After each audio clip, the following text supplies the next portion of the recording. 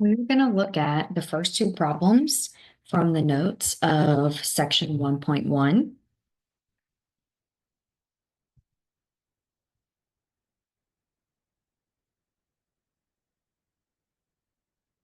So the first set is solving for x, and in this case, it's solving for z. You first want to look at the left-hand side. Do I have any like terms? That means, are there the same variable with the same exponent? Yes, I have two z's. I have 7 z's plus 2 z's. So 7 plus 2 is 9. Bring down the z. Then you want to bring everything else down. Don't try and do too many steps at once to get yourself confused. So bring down 8z minus 8. So on the left side, I combined all like terms to 9z. Now the right side, do I have any like terms? No, I have an 8z and a regular 8, so I cannot combine those. So now when I look at my linear equation, I need to get the z's on one side. Well, I cannot move the left side, the 9z, because what happens if I move the left side? That left side will be 0.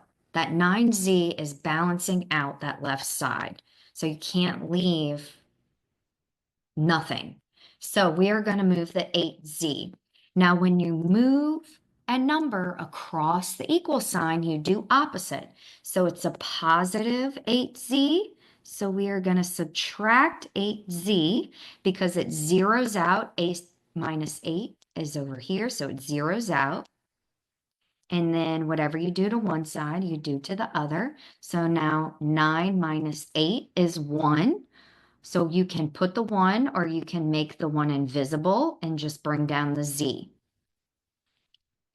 Now there's an invisible 1 in front of that z, or you can just have the z, bring down the equal, and bring down the negative 8. So now I have z equals negative 8, and that is your final answer. So let's look at number 2. On the left-hand side, do I need to combine any like terms? Yes, I have t's. I have a 5t, and then I have, remember, if there's no number in front of the variable, the t, there's really an invisible 1. So this is 5 minus 1 is 4t. Bring down your negative 5, bring down the equal, the 3t minus 4.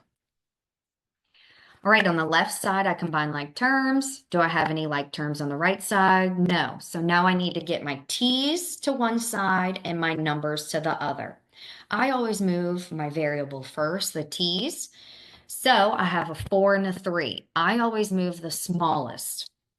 So I'm going to move the 3. When I cross the equal, I do opposite. So it's a positive 3. So what's opposite? Minus 3. So then that side zeroes out.